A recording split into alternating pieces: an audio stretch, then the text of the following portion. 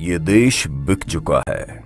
जी हाँ दोस्तों, आपको इस बात पर विश्वास नहीं हो रहा होगा, लेकिन इस वीडियो को लास्ट तक देखने के बाद आपको एक ऐसे दिल दहलाने वाले सच के बारे में पता चलेगा जो आपसे बड़ी चालाकी से छुपाया गया।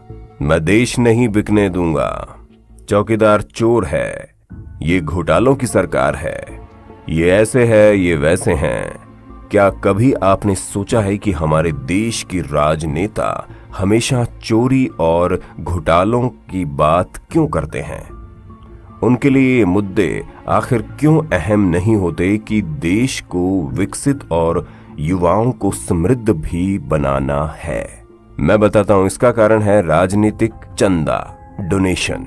जी हाँ दोस्तों, आज चुनावी समर में ये पार्टियां एक दूसरे पर घोटालों के इल्जाम लगाती है। हर नेता या तो अपनी सफाई देता फिरता है या फिर अपने झूठ को छुपाने के लिए किसी को ढाल बनाता है। कभी देश के जवान तो कभी जनेऊ के, कभी गोत्र। ये नेता इस जनता को इस तरह उलझाने में लगे रहते हैं। इनके द्वारा बनाए गए ये तथाकथित मुद्दे जितने भ्रामक दिखते हैं, उससे कहीं ज्यादा नुकसान इन मुद्दों से देश का होता है, क्योंकि इन सब के पीछे चलता है एक ऐसा खेल जिससे देश की या फिर किसी भी देश की भोली भाली जनता को बेवकूफ बनाकर इस देश का सौदा किया जा सके। नोटबंदी, जीएसटी, राष्ट्रभक्ति के तूफान में हमारे देश की मौजूदा सरकार ने एक ऐसा कानून पारित कर दिया है जिसकी भनक देश के लगभग 99% लोगों को नहीं है। ना ही वे आज तक जान पाए कि ये कब और क्यों हुआ। लेकिन मैं आपको बताऊंगा कि ये कब और क्यों हुआ, इसका फायदा किसको होगा और इसका नुकसान देश को कितना होगा। क्या आपने कभी सोचा है कि आम चुनावों में जो पैसा पानी की तरह बहाया जाता है, ये कहां से आता है? खैर, जो बीत गया तो उसे छोड़ ही दीजिए। अब जो चुनाव सर पर हैं, बात उसकी करते हैं। दोस्तों, क्या आपने FCRA यानी फॉरेन कंट्रीब्यूशन रेगुलेशन एक्ट 1976 के बारे में सुना है? क्या आप कुछ भी इसके बारे में जानते हैं? नहीं ना। ये पार्टियां आपको जानने भी नहीं देंगी, क्योंकि ये वो कानून है जो अब तक इन पार्टियों पर विदेशी चंदा लेने के लिए नकेल कसे हुआ था। लेकिन 13 मार्च 2018 को इस कानून में संशोधन कर दिया गया है, जिससे कि अब देश की कोई भी पॉलिटिकल पार्टी विदेशी कंपनियों से जितना चाहे उतना पैसा मदद स्वरूप ले सकती है। ये पार्टियां अब किसी भी तरह से बाध्य नहीं होगी कि वे ये साबित करें कि उन्होंने विदेश में बैठी कंपनी से कितना पैसा लिया और इस चंदे को कहां-कहां और कैसे-कैसे खर्च किया। यानी अब विदेश में बैठी कोई अज्ञात कंपनी जितना चाहे उतना पैसा किसी पार्टी पर लगा सकती है और उसे सत्ता में बैठा भी सकती है। ये जानना और समझना बेहद जरूरी है कि आखिर ये कंपनियां इस तरह पैसा क्यों बहाती हैं। जाहिर है, जब ये कंपनी गंजे को कंघी बेच सकती है तो इन राजनीतिक पार्टियों पर इन कंपनियों की मेहरबानी का कोई कारण होगा, और वो कारण है कि किसी भी देश के बाजार को अपनी मुट्ठी में करना। ये पार्टियां जब बेशुमार चंदा लेकर सत्ता पक्ष बनती हैं तो इनकी सारी नीतियां इन्हीं कंपनियों के पक्ष में बनाई जाती हैं। उदाहरण के तौर पर आप कुछ इस तरह समझ सकते हैं, राफेल बनाने का जिम्मा भारत की एक ऐसी प्राइवेट कंपनी को दिया गया जो महज कुछ ही हफ्तों पुरानी है, जबकि भारत सरकार की खुद की कंपनी हिंदुस्तान एरोनॉटिक्स लिमिटेड कई दिशाओं से सैन्य जहाज बनाती आ रही है। ये नए निवेश लाने की आड़ में देश बेचने का एक नया गोरख धंधा चलाया जा रहा है।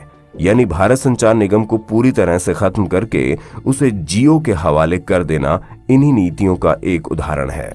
राजनीतिक पार्टियां इन बड़ी कंपनियों से चंदा स्वीकार करती हैं ताकि बाद में इन्हीं कंपनियों का उद्धार कर सके। गौर करने वाली बात तो यह है कि FCRA को पूरी तरह से अपंग बनाने के लिए सभी पार्टियों ने सपोर्ट किया, फिर चाहे वो बीजेपी हो या कांग्रेस हो या फिर विपक्ष। जिस देश में लोकसभा में पास होने वाला बिल राज्यसभा में अटक जाता है, उस देश में ये बिल बिना किसी विरोध के 30 मिनट में पास हो गया। आपको बता दें कि ये FCRA राजनीतिक पार्टियों के लिए एक कांटा था जिसे इन लोगों ने निकाल कर फेंक दिया है। अब कोई भी अज्ञात कंपनी जिसका कोई भी आधार होना अवश्य नहीं है इन पार्टियों को चुनाव लड़ने में मदद कर सकती है। जरा सोचिए, अमेरिका और चीन जैसे देश जो किसी भी देश पर घात लगाए बैठे रहते हैं, लोकतंत्र की इन रिश्वतखोरी में क्या कुछ नहीं कर सकते? ऐसे में हमारे अनपढ़ नेता कुछ पैसों और कुर्सी के लालच में आकर अगर देश का सौदा कर बैठे तो क्या होगा? हमारे सामने सीरिया जैसे देश ऐसा ही एक उदाहरण है, जहां इन देशों ने मिलकर एक पूरा का पूरा देश ही जर्जर और वहां के लोगों को शरणार्थी बना डाला। आज ये लोग दूसरे देशों में शरण लेने के लिए भीख मांग रहे हैं। सोचिए, हमारी आने वाली पीढ़ी अगर ऐसे दूसरे देशों से अपनी जान की भीख मांगेगी तो वो दृश्य कैसा होगा?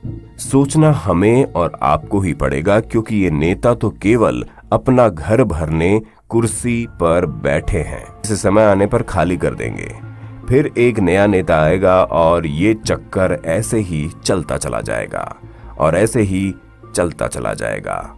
अब ये नेता चाहे तो खुद की एक कंपनी रजिस्टर्ड करके देश का लूटा हुआ पैसा इन्हीं कंपनियों के द्वारा लीगल तरीके से अपने चुनाव प्रचार में खर्च कर सकते हैं और इस देश का कानून इनका कुछ भी नहीं कर सकता।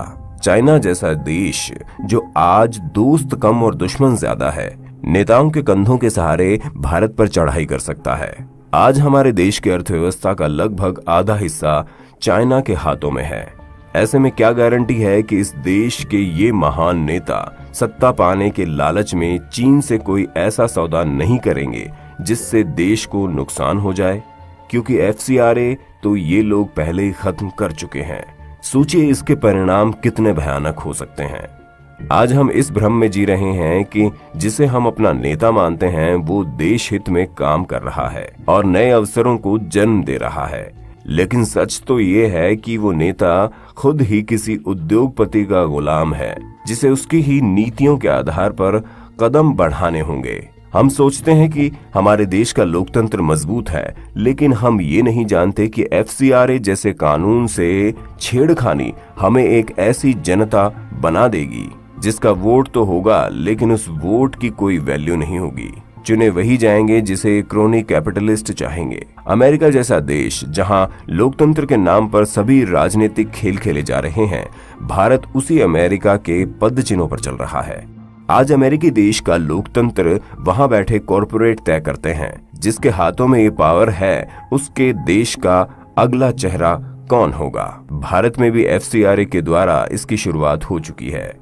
ये बेहद संवेदनशील विषय है जिसे हर भारतीय तक पहुंचाना होगा और इसके लिए हमें आपकी मदद चाहिए। हमें नहीं पता कि आप हमारे बाकी वीडियोस शेयर करते हैं या नहीं, लेकिन इस वीडियो को शेयर करें भारत के लिए, भारत की आने वाली पीढ़ियों के लिए। धन्यवाद।